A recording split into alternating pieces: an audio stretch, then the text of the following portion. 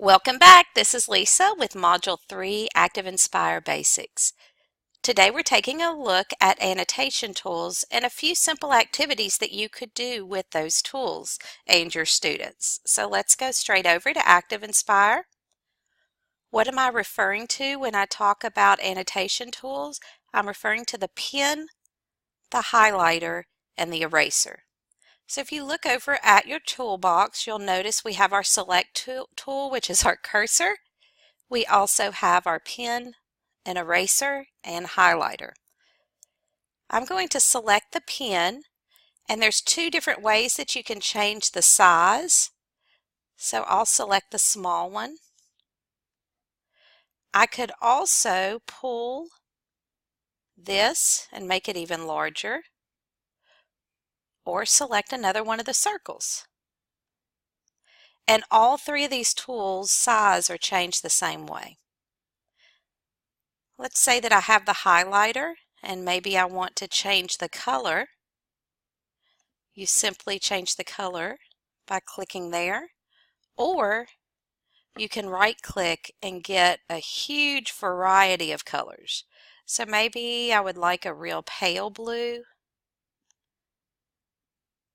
and I'm going to enlarge it even more, and there's my pale blue. So all three of these again can change their size here and their colors here.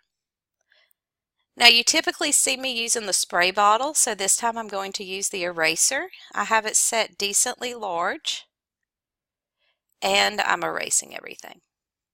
So pretty easy. But what in the world type of activities could you do that would just use these basic tools? Well, one of them would be to bring in an image, or you could even just create a square or rectangle and type up words that you want the students to then come and interact with. So in this one, you're supposed to fill in a noun for each blank and highlight all the adjectives. Well, you'll notice that since I'm in my presentation mode, I'm able to click the pen, answer, and then I can click the highlighter, and I can highlight. I'm going to go ahead and count my article adjectives. And this is just a quick and easy way to do this. So I'm going to clear my annotations.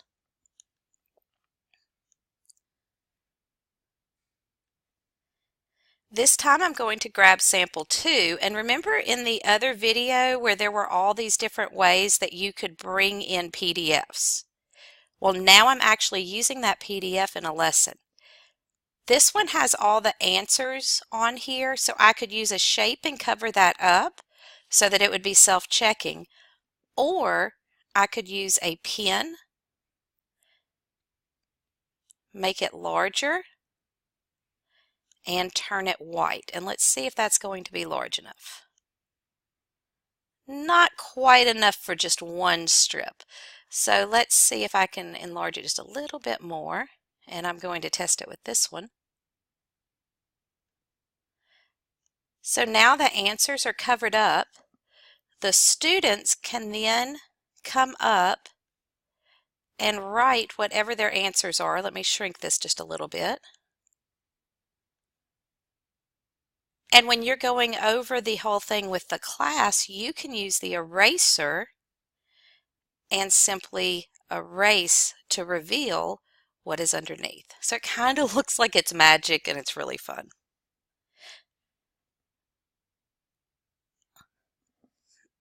Now, one more thing with using that disappearing ink or whatever you want to call it is to use a picture.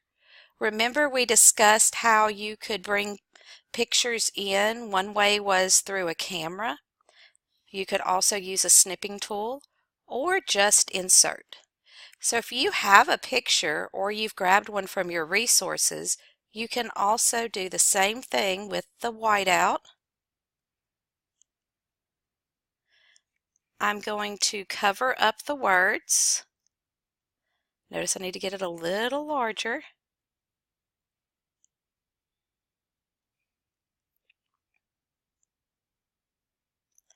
And when you do this in a nice, neat fashion, when you're getting ready for your class and you save it, everything is covered up and all they see is this little life cycle.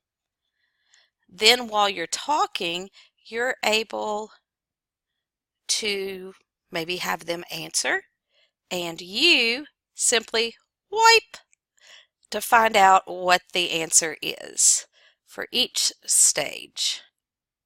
So this is a fun, easy activity that you can definitely get started doing today. I hope you've enjoyed the annotation tools. See what you can figure out that would be fun to integrate tomorrow. See you soon.